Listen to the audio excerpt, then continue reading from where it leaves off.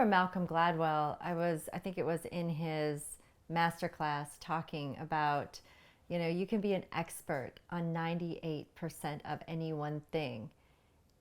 But if you're insanely curious about the 2% that you don't, you can really break through on next levels of success. Because I think a lot of professionals, they stop there, like the 98%. This is my area of expertise. This is what I'm going to, buckle down on. And the 2%, not as important. But of course, his argument is to go deeper on the 2%. And I know in your book, too, you had some great warm-ups or practices or even questions people can ask themselves to help spark their curiosity. Because it's really hard, right? If I'm a professional sitting at my desk and I'm like, okay, 3 to 5 afternoon, I'm going to be curious. Right. Here we go. I'm going to build that muscle. What do I do? What are some good warm-ups or practices or maybe even questions you should ask yourself to build this muscle? Well, I would start with probably 3 to 5 is not going to be your most curious time. You're probably burned out from your day and just want to go home and take a nap. So, that may be better for you at that point. So I would even just start with, let's figure out a time of day where you don't feel stressed out. And so maybe for me, I need to kind of have my coffee and my tea. And so 10 till noon is probably where I'm going to be at my best for curiosity. So if someone wants to be more curious, find the time of day that is really going to be best for that. And then protect the time that's before it. And so if you're going to do 10 till 12, you probably don't want to be stressed out from a whole bunch of emails before that or meetings before it. So again, we want to prime the brain to do what you want it to do instead of just show up and have a blank screen and say, I'm going to be curious. I'd say second, we want to get into some environments that are different. And so that could be going for a walk. That could be having an art class or watching something, and if you're at work, watching something on YouTube that's going to get you kind of thinking differently. Little things like even brushing your teeth with your other hand has shown in neuroscience to help rewire the neuroplasticity of your brain to just do something different. So these little things, like even taking a different route home, we get in this kind of cruise control to drive home from work or drive home from the grocery store. Taking new paths makes the brain think differently. So what we're trying to do in the brain is, imagine you've walked through the jungle for 40 years and you've heard there's a tiger there, but you've never seen a tiger.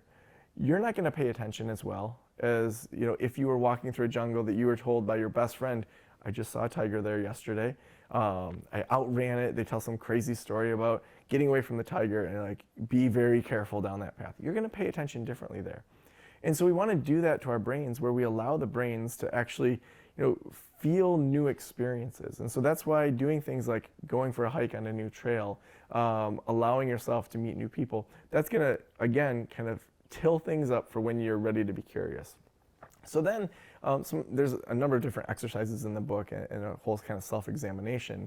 But a few different things that you can look at are, so just allowing yourself to brainstorm around a particular problem. I love getting big sheets of paper, not your regular ones, like the 17 by 11 ones, usually with just like a Sharpie marker. It just feels more bold and different. So I'm showing my brain I'm doing something different than my average day. It's not in my journal, it's not on the computer, it's something different.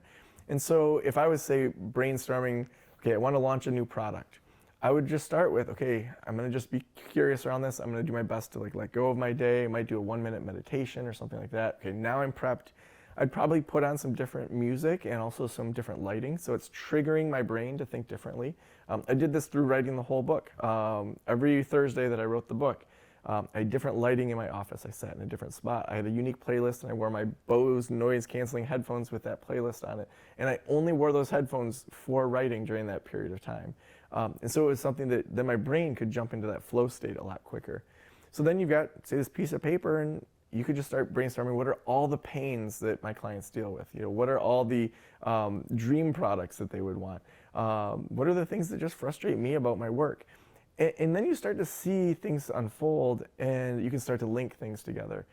The thing about good curiosity is it doesn't have an outcome. And I think people often say, well, I have to create a product out of my curiosity. That's putting undue pressure on that curiosity. Curiosity needs to just be there for the sake of curiosity, and we know that's going to help your business outcomes. But if you say, this is going to lead to a certain e-course by me being curious, you're not going to be very good at being curious. That's really hard for people like me who like gold stars. Oh, me too. I'm an Enneagram 3 achiever. It's get stuff done, get it done quickly. But it's amazing how, even the 7-day week of the Babylonians that they gave us, or a number of other things, it was, all right, I'm going to eat my lunch. I'm going to just go down some rabbit holes and watch a bunch of YouTube videos. I went down some crazy conspiracy theorist things that they gave me nothing.